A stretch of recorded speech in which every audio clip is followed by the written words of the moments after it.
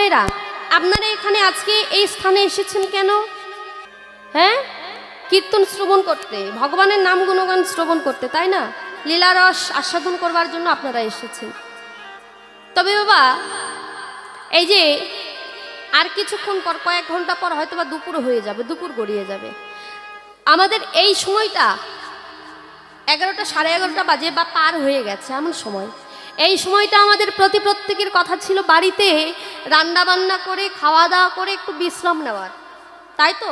আবার অনেকের কাজ থাকে, কাজ করে। কিন্তু মায়েরা, আমাদের এই সময়টা থাকার কথা ছিল বাড়িতে, তাহলে বাড়িতে না থেকে আমরা এখানে কেন ছুটে এসেছি? না ভগবানের নাম গুণগান শ্রবণ করবার জন্য। কিন্তু বাবা বলুন তো, এই নাম গুণগানটা শ্রবণ করে, ভগবানের নাম শ্রবণ করে আমাদের লাভটা কি? আমাদের এইটা একটা প্রশ্ন।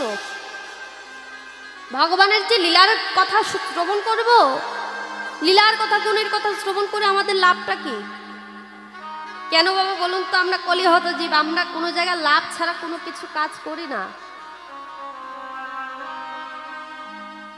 মায়েরা তাহলে বলুন তো, হরি নাম কৃষ্ণ নাম শ্রবণ করলে কি হবে? আমাদের লাভটা কি? আস্তে, হ্যাঁ বলুন, কেউ একটু কথা বলুন। হরি নাম কৃষ্ণ নাম শ্রবণ করলে কি হবে গো?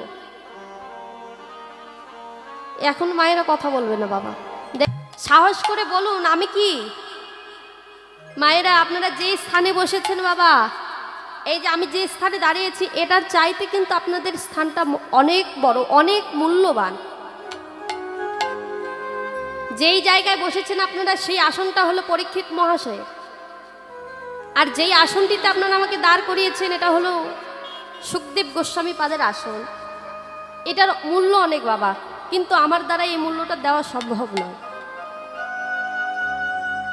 তবে হরিনাম কৃষ্ণ নাম শ্রবণ করলে কেউ ব্যারিস্টার হবে না, হরিনাম কৃষ্ণ নাম শ্রবণ করলে কেউ পুলিশ হবে না, কেউ ডাক্তার হবে না, কারো ব্যাংকের টাকা ডবল হবে না।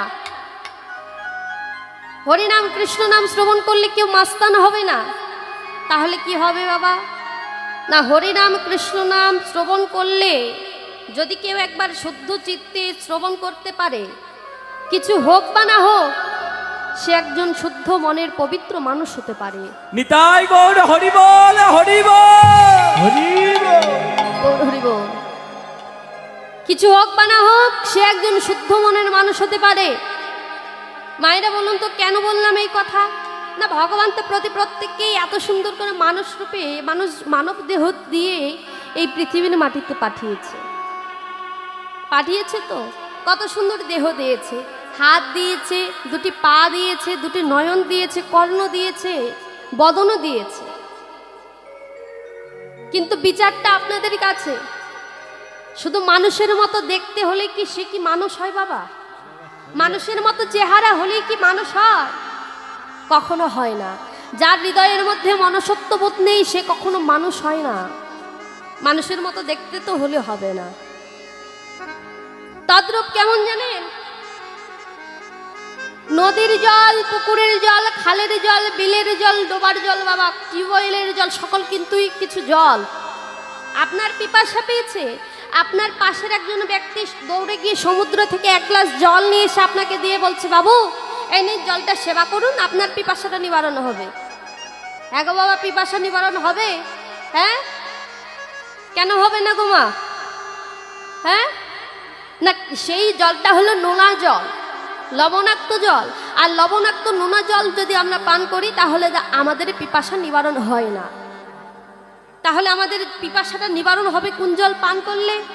না, শুদ্ধ পরিষ্কার পরিচ্ছন্ন জল যদি কেউ একবার পান করে, তাহলে তার পিপাসাটা নিবারণ হবে। হরি বল, হরি বল।